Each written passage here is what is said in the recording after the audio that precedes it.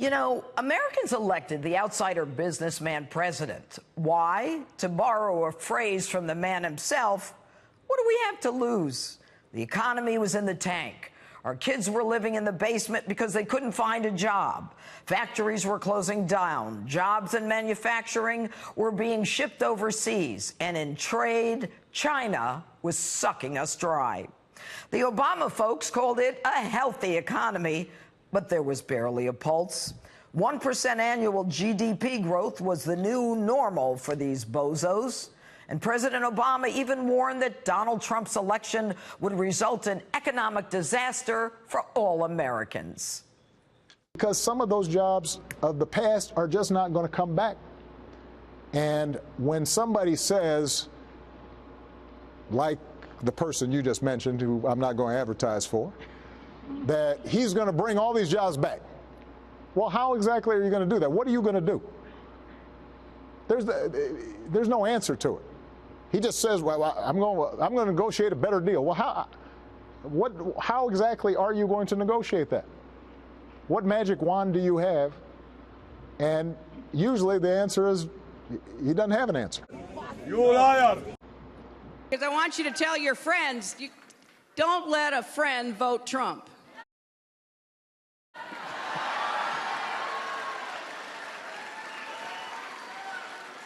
So here's the deal.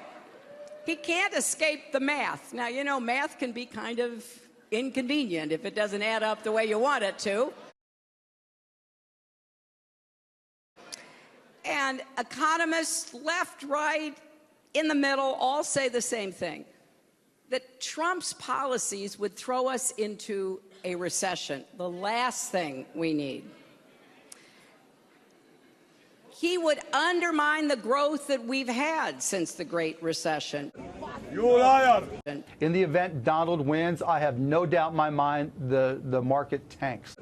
You liar. His tax plan, in combination with his refusal to reform entitlements and to honestly address spending, would balloon the deficit and the national debt. So even though Donald Trump has offered very few specific economic plans, what little he has said is enough to know that he would be very bad for American workers and for American families. And then there was Paul Krugman, a Nobel Prize-winning economist, writing for the New York Times. Let me say that again. He's a Nobel Prize-winning economy, and here's what he said. The stock market will plummet and never recover from the election of Donald Trump. So we are very probably looking at a global recession with no end in sight. You know, some are so blinded by their hatred of Donald Trump that they forget decades of training in their own field. And as America surges forward with more jobs than people to fill them, with African American and Hispanic unemployment the lowest in history, with millions coming off of food stamps because they want to work, the left, well, they rant and protest and create chaos. They throw people out of restaurants and off television shows. They even go to church and say that God sent them to destroy Donald Trump. The left doesn't care about our economic success. All they want to do is make noise. But it's nothing more than background noise, white noise. The truth? Nobody's paying attention to them. Donald Trump's numbers continue to increase. His popularity just keeps going up. And after he met with Putin and was accused of everything from collusion to treason, an offense, by the way, punishable by death, his numbers continue to go up. When are they going to realize that their yelling and screaming is nothing but a distraction? Nobody cares. We care about food on the table, paying the rent, the mortgage, paying for kids' clothing for school.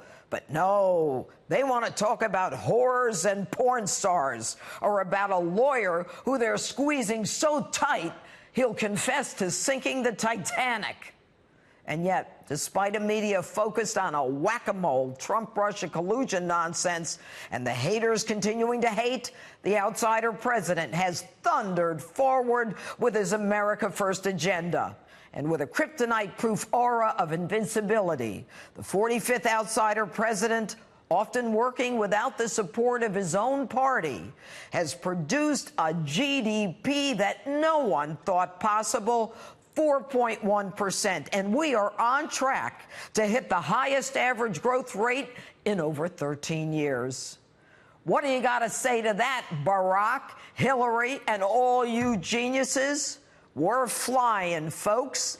This is the America Donald Trump had in mind when he asked us, what do you have to lose? And that's my open. Boom. Yeah.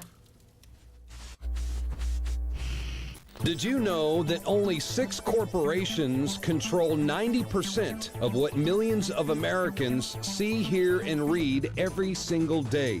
It's the illusion of choice. Think about it. The mainstream media is owned by only a handful of megacorporations with vested interests. But on the other hand, the internet is an interconnected network of billions of sources. So you can research information for yourself from multiple sources, or you can blindly accept what you hear or read in the mainstream media, never questioning what you are being told. This gives you a false sense of reality. I mean, do you actually know what you think you know? Or have you been programmed to accept someone else's version of events? Think about it.